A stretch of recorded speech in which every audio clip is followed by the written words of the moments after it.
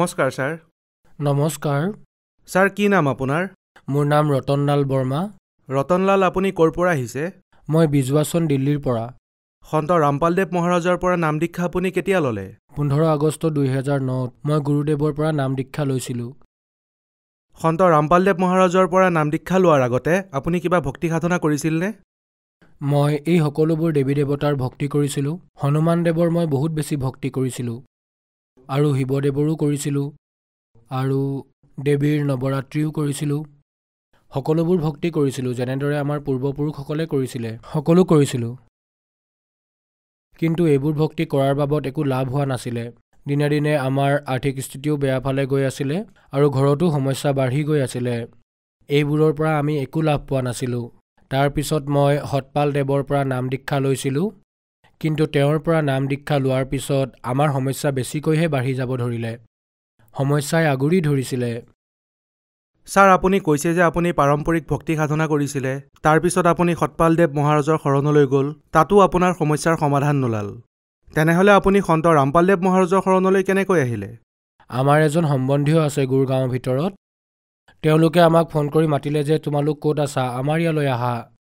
তেওঁলোকৰ তাত যোৱাত তেওঁলোকে সন্ত ৰামপালদেৱ মহাৰাজৰ বিষয়ে ক'লে আৰু ক'লে এওঁৰ পৰা নাম দীক্ষা লোৱা, তেতিয়া আপোনাৰ সকলো সমস্যা দূৰ হৈ যাব। এওঁ সমৰ্থবান পৰমাত্মা আহিছে, কবীৰ চাহেবৰ অৱতাৰ। এওঁৰ পৰা নাম দীক্ষা লৈ ভক্তি কৰক, তেতিয়া আপোনাৰ সকলোবোৰ সমস্যা দূৰ হৈ যাব আৰু লগতে আপোনাক মুক্তিও দিব মালিকে। তেতিয়া মই ক'লোঁ যে মোকো লৈ ব'লক। তেতিয়া মোক লৈ গ'ল। 15 আগষ্ট 2009 তাৰিখে বৰবালালৈ লৈ গ'ল।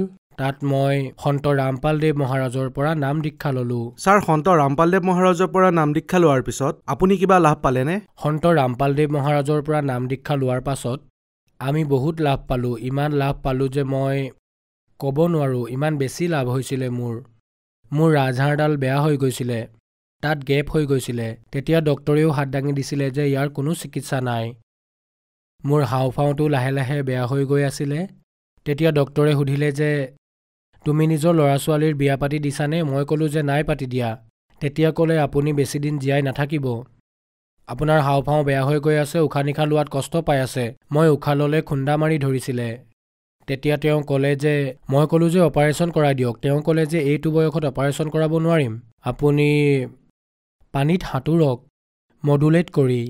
মই ক'লোঁ সাঁতুৰিব নাজানো, মই পানীৰ মাজলৈ যাবলৈ এনেও ভয় কৰোঁ। তাৰপিছত মোৰ চাৰ্ভাইকেল হৈ গ'ল। মোৰ কান্ধত বিষ হ'বলৈ ধৰিছিলে, গল উঠাব পৰা নাছিলোঁ, ঘূৰাব পৰা নাছিলোঁ আৰু মোৰ ডিস্কৰ প্ৰব্লেমো হৈ গৈছিলে ভৰিত, থাইৰয়ডো হৈ গৈছিলে আৰু মোৰ যি পত্নী আছে তাইৰো চাৰ্ভাইকেল হৈ গৈছিল। মোৰ পত্নীৰ চকুত পানী জমা হৈ গৈছিলে, তাইৰ চকুৰে দেখা নোপোৱা হৈ গৈছিলে আৰু লাহে লাহে দৃষ্টিশক্তি কমি যাবলৈ ধৰিছিলে।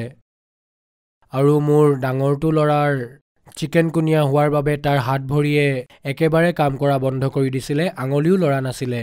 মই গুৰগাঁৱলৈ পত্নীক লৈ গৈছিলোঁ আৰু তাত যেতিয়া চিকিৎসা কৰালোঁ তেওঁলোকে ক'লে যে দিল্লীলৈ লৈ যাওক, তাত এওঁৰ চিকিৎসা হ'ব, অপাৰেশ্যন কৰাই দিব চকুৰ, যি হ'ব তাতেই ক'ব।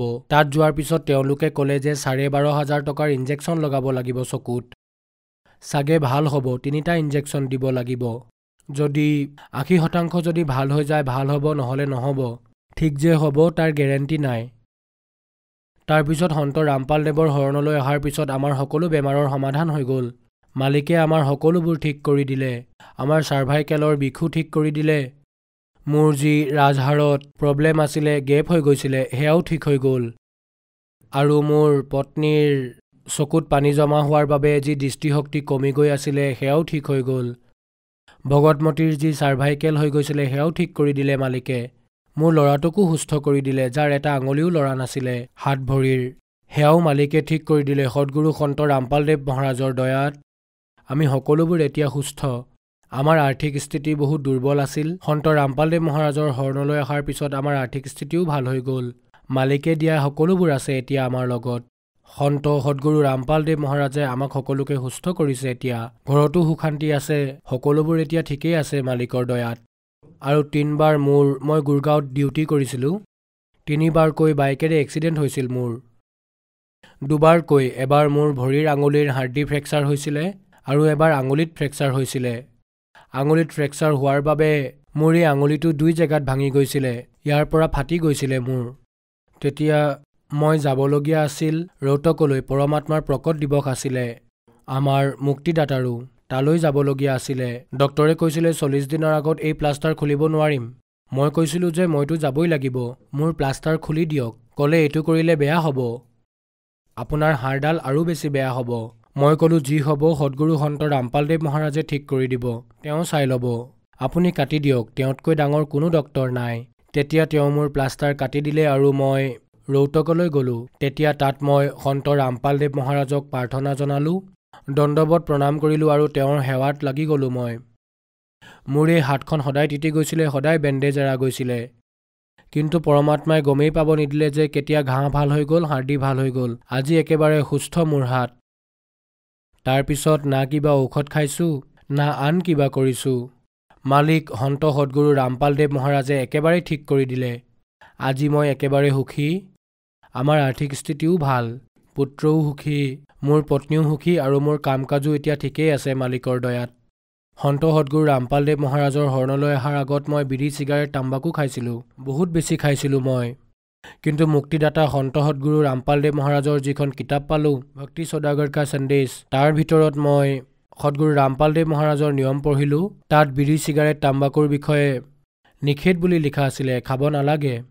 গতিকে গুৰুদেৱৰ পৰা নাম দীক্ষা লোৱাৰ আগতেই মই বিড়ি চিগাৰেট তাম্বাকু এৰি দিছিলোঁ। সেইদিনাৰ পৰাই মই বিড়ি চিগাৰেট তাম্বাকুক ঘিণ কৰিবলৈ আৰম্ভ কৰিলোঁ। এইবোৰ মই এতিয়া স্পৰ্শও নকৰোঁ। ছাৰ, আপুনি সন্ত ৰামপালদেৱ মহাৰাজৰ পৰা নাম দীক্ষা লোৱাৰ পিছত আপুনি সুখেই সুখ পালে। আপোনাৰ মূৰত দুখৰ পাহাৰ ভাগি পৰিছিল।